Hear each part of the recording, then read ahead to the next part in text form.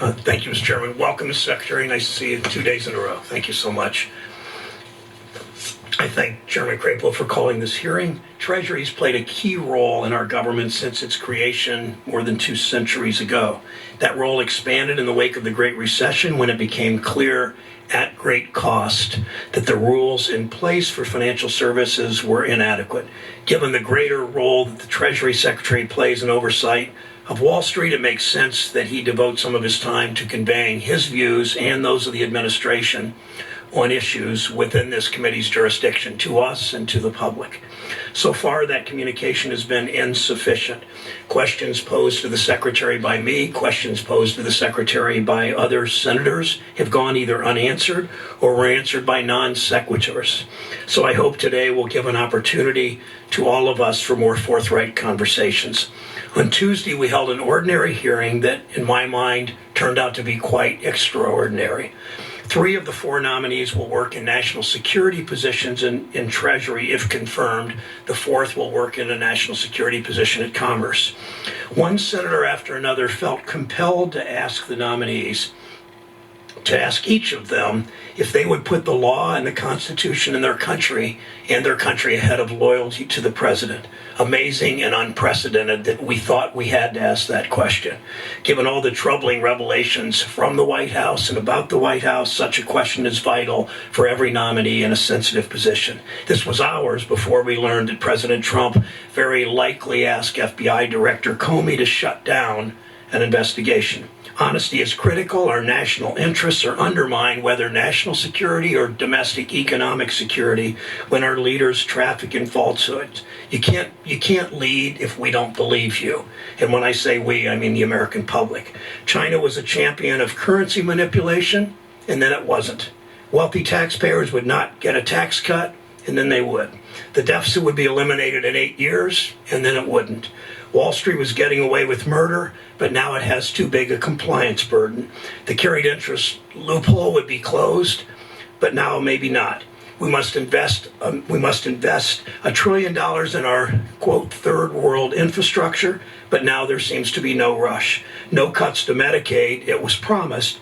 Now a $900 billion cut to Medicaid is fine.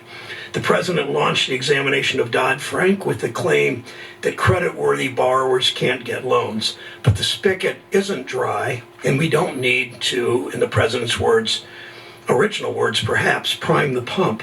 Bank loans and profits are at record levels. These are facts that bear repeating.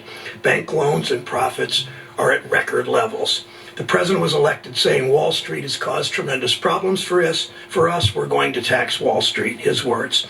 Now that he's in office, he seems to have forgotten the tremendous problems that Wall Street created for middle-class families across America. That same amnesia seems to have infected a number of my colleagues who seem to forget what Wall Street did 10 years ago to our country, to our economy, to our families, to our neighborhoods.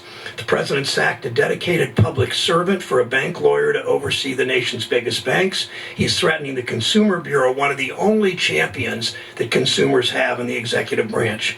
Can we improve upon how we regulate the banks and the shadow banks and the rest of the financial services industry? Of course we can.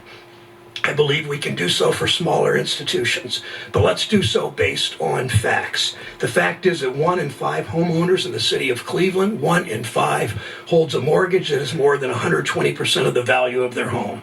The fact is that bank lending has grown 6% annually over the past 3 years. Loan growth at community banks was 8% this past year.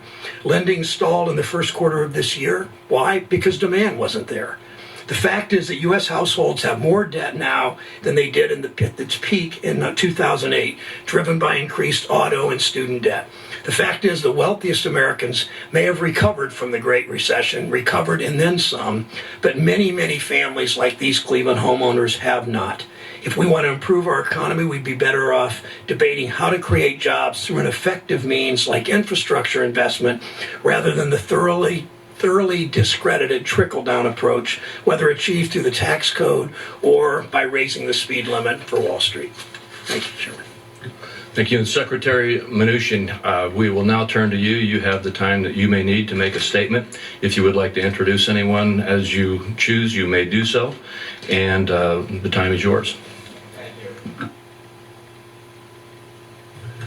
Thank you. I would like to introduce my fiancée, Louise Linton, who is with me this morning, as well as many other members of my team at Treasury.